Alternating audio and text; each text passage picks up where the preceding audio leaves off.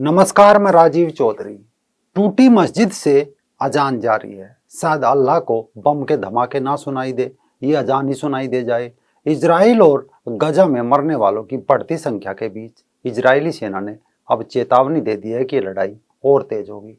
Israel की सेना के प्रवक्ता लेफ्टिनेंट कर्नल जोनाथन कोर्निकस ने एक वीडियो बयान में कहा है कि हमें बहुत भारी नुकसान हुआ है, हालांकि इससे हम रुकेंगे नहीं और ये लड़ाई जारी रहेगी। और गजा पट्टी से ऐसे भी दृश्य सामने आएंगे जिन्हें देख पाना बहुत मुश्किल होगा।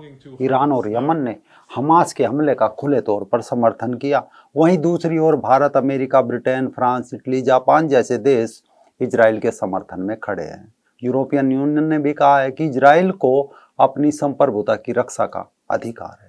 संयुक्त राष्ट्र, सऊदी अरब, ब्राजील और चीन ने दोनों पक्षों से शांति की अपील की है। दक्षिण अफ्रीका और रूस ने तत्काल युद्ध विराम का आह्वान किया है। वहीं तुर्की ने दोनों पक्षों से तनाव कम करने की अपील की है। यानी सबके अपने अपने डिप्लोमेटिक बयान हो गए। जहां एक और ये जंग गाजा पट्टी में बम, बंदूक और मिसाइल से लड़ी जा रही है, वहीं दूसरी ओर ये सोशल मीडिया पर भी ये जंग जारी है। इस जंग में कुछ असली तो कुछ फेक वीडियोज और फोटो है। ट्विटर यानी एक्स पर अभी तक इजराइल हमास युद्ध को लेकर कोई 5 करोड़ से अधिक ट्वीट हो चुके हैं। आज का हमारा ये वीडियो इस पर आधारित है कि कैसे हमला करने के बाद मुस्लिम फेक नैरेटिव घड़ते हैं, सेट करते हैं, कैसे फर्जी न्यूज वीडियो सोशल मीडिया पर डालकर उसका फायदा उठाते हैं। तीसरा, कैसे इस बार ट्विटर यानी एक्स संदेह के घेरे में आ गया और विश्व भर के लेखक, पत्रकार इजराइल हमास वार में एलन मस्क को सीधा सीधा दोषी ठहरा रहे हैं कि वो मुसलमानों का प्रोपगेंडा आगे बढ़ा रहा है। क्योंकि ज्यादातर ट्वीट गाजा की टूटी मस्जिद, घायल बच्चों और महिलाओं के हैं, जिन्हें डालकर मानवता की दुहाई दी जा रही है। असल में इस पूरे खेल को समझिए, एक ऐसा गेम है जिसमें आगे कट्टरपंथी आतंकी बंदूक लेकर चलते हैं तो उनके पीछे उदारवाद का पेटीकोट पहनकर सेक्युलर मुस्लिम कलम लेकर खड़े हो जाते हैं। अधिकांश मुस्लिम देशों के पास अपने अपने आतंकी संगठन हैं जिनकी आड़ में ये खेल खेला जाता है।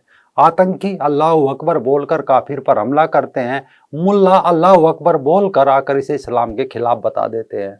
जब हमले से पीड़ित देश पलटवार करता है तो उदारवादी सामने आकर मुस्लिम महिलाओं और बच्चों की फोटो डालकर मानवता की दुहाई देने लगते हैं और मुस्लिम देश लामबंद होने का ढोंग रचने लगते हैं। जैसे ही अब हमास ने इजराइल में हमला करके महिलाओं और बच्चों को मारा, ये सब हमास की जीत का जश्न मना रहे थे। लेकिन इजराइल का पलटवार हुआ तो मातम मन गया और नैरेटिव सेट होने लगा। वो तमाम अभिनेत्री जिनके शौहर मुस्लिम है, वो भी आगे आकर दूसरा नैरेटिव घड़ने लगी।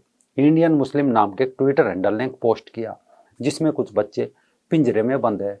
यूट्यूब की पॉलिसी के कारण हम वो वीडियो नहीं दिखा सकते, लेकिन पोस्ट में लिखा है कि ये गाजा पट्टी के फिलिस्तीनी बच्चे हैं जिनको इजराइल ने गिरफ्तार करके जेल में बंद कर रखा है और फिर सभी का कत्ल कर दिया।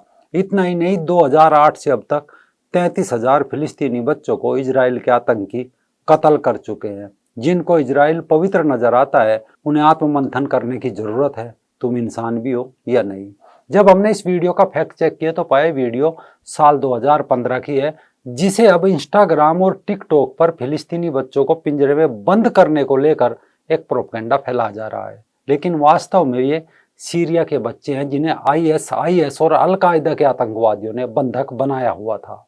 केवल इतना भर नहीं, भारत और पाकिस्तान में बड़ी संख्या में मुसलमान इजराइल के खिलाफ नकली आधारहीन खबरें, फेक खबरें फैला रहे हैं, जिसे लेकर अमेरिकी स्तंभकार मार्गरेट सुलीवन ने चेतावनी देते हुए एक लेख भी लिखा है जिसका शीर्षक दिया है कि इजराइल या फिलिस्तीन पर विश्वसनीय जानकारी के लिए एलन मस्क के एक्स यानी ट्विटर को ना देखे। इसके साथ ही एनसीबी के न्यूज रिपोर्टर बेन कॉलिंस ने ट्विटर को एक युद्ध क्षेत्र बताया और लिखा कि इजराइल या हमास के बारे में जानकारी लेने के लिए जब आप ट्विटर यानी एक्स पर जाएंगे तो पुराने फोटोज को वास्तविक समय के फुटेज के रूप में प्रस्तुत पाएंगे। इसके अलावा वीडियो गेम क्लिप और फर्जी वीडियो सीधे सीधे झूठ के ढेर में पाएंगे। इसके पीछे का कारण क्या है? दरअसल इजराइल के अखबार जेरूसलम पोस्ट की तरह दिखने वाले एक ट्विटर अकाउंट ने एक झूठ फैलाया कि हमास के हमले में इजरायली प्रधानमंत्री घायल है। उसे अस्पताल ले जाया गया। दूसरी खबर चलाई कि इजराइल द्वारा गाजा में एक चर्च पर बमबारी की गई। अब ये खबर कौन चला सकता है? पहली खबर से इजराइल के समर्थकों और इजराइल की सेना का मनोबल तोड़ने का काम हो सकता है। दूसरी खबर से ईसाई देशों के कट्टरपंथी ईसाई चर्च तोड़ने की खबर से नाराज हो सकते हैं। कौन चला रहा होगा ऐसी खबरें? जाहिर सी बात है, हमास के समर्थक, जो भारत समेत सभी मुस्लिम देशों में बैठे हैं। इसके बाद फिलिस्तीनी झंडा थामे क्रिस्टियानो रोनाल्डो की एक नकली तस्वीर दिखाई गई, जिसमें यह बताया गया कि देखो, हमास का समर्थन करने के लिए रोनाल्डो भी खड़ा है। कमाल यह है कि रोनाल्डो की नकली तस्वीर एक ऐसे अकाउंट द्वारा पोस्ट की गई जो खुद को ब्लू टिक BBC पत्रकार बताता है। सिर्फ इतना ही नहीं, एक पोस्ट में अल्जीरिया के आतिशबाजी समारोह को हमास पर इजराइल हमलों के रूप में दिखाया गया और अरबा 3 वीडियो गेम फुटेज को भी हमास पर हमले के रूप में प्रस्तुत किया गया। सीरिया संघर्ष के वर्षों पुराने वीडियोज को तेल अवीव हवाई अड्डे पर वर्तमान हमलों के रूप में पेश किया कि ऐसे ऐसे हमास हमले कर रहा है। द गार्जियन अखबार की एक पत्रकार है मरीना हेड, उसने लिखा कि जाहिर सी बात है, ट्विटर अब फेक न्यूज का अड्डा बन चुका है और इसमें एलन मस्क को लेकर भी सवाल उठ रहे हैं। दरअसल सवाल उठने का कारण ये है कि जब एक्स के मालिक एलन मस्क ने उस समय ट्विटर कंपनी खरीदी तो सबसे पहले गलत सूचना, फर्जी खबर से लड़ने वाली अधिकांश टीमों को बर्खास्त कर दिया। अनेकों उन अकाउंट को बहाल किया जो फेक नैरेटिव सेट करते थे, जो बिना किसी पड़ताल के जानबूझकर अफरा तफरी फैलाते थे। इसके बाद एलन मस्क ने ब्लू टिक बेचे, यानी अपनी आईडी कोई भी खुद को कुछ भी लिखो, बस पैसे दो और ब्लू टिक लो। इससे हुआ ये कि अब ब्लू टिक सत्यापित उपयोगकर्ताओं की नहीं बल्कि उन लोगों को भी मिलते हैं जो उनके लिए भुगतान करते हैं, जिसमें बड़ी संख्या में मुस्लिम शामिल हुए। पैसे देने का एक फायदा ये हुआ कि जो ट्विटर यानी एक्स को पैसे देता है, एक्स का एल्गोरिदम उन पोस्ट को अपने फीड में सबसे ऊपर भेजता है, जिससे फर्जी खबर, वीडियो, फोटो बड़ी तेजी से वायरल होने लगते हैं।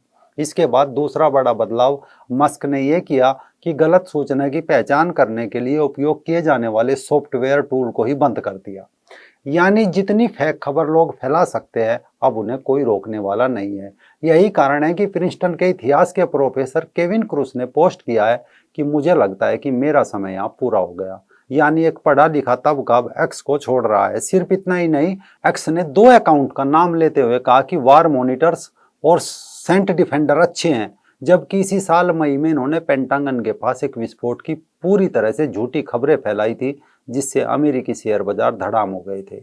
इससे थोड़े समय पहले ईयू ने भी दावा किया था कि एक्स में किसी भी प्रमुख सोशल मीडिया प्लेटफॉर्म की तुलना में दुष्प्रचार की दर सबसे अधिक है। इसमें जिस प्रकार के लोग लाभान्वित होते हैं वे आतंकवादी, प्रचारक व अन्य बुरे अभिनेता होते हैं। अगर मस्क ने सुधार नहीं किया तो एक दिन एक्स ऐसे हो जाएगा जैसे खराब चिप्स। यानी अब सोशल मीडिया पर जंग जारी है, लेकिन विक्टिम कार्ड भी जारी रहेंगे। पहले हमला करेंगे, पलटवार ना हुआ तो जश्न मनाया जाएगा, अगर हुआ तो मातम चालू रहेगा। इस्लामिक आतंकवाद की समस्या व उसकी जड़ के असली पोषक तत्व सिर्फ सऊदी अरब, चीन, ईरान, पाकिस्तान ही नहीं है। इनके समर्थक गैर मुस्लिम मुल्कों में वामपंथ, समाजसेवी और धर्मनिरपेक्षता की खोल में छिपे हुए भी हैं। इनके कई छद्म संगठन भी है जो इस्लामिक शिक्षा और प्रचार प्रसार के नाम की आड़ में काम कर रहे हैं। इसी कारण अब आगे इजराइल जो भी कार्रवाई करेगा उसके बाद फर्जी वीडियोज, फोटो, खबरों द्वारा एक सिंपैथिज्म खड़ा किया जाएगा, जिसके बहाव में कोई भी आ सकता है। बस ध्यान रखिए कि यही इनका गठबंधन है और यही इनकी जीत का कारण। तो अपनी भावनाओं को इनके सिंपैथिज्म की अफीम मत सूंघने देना।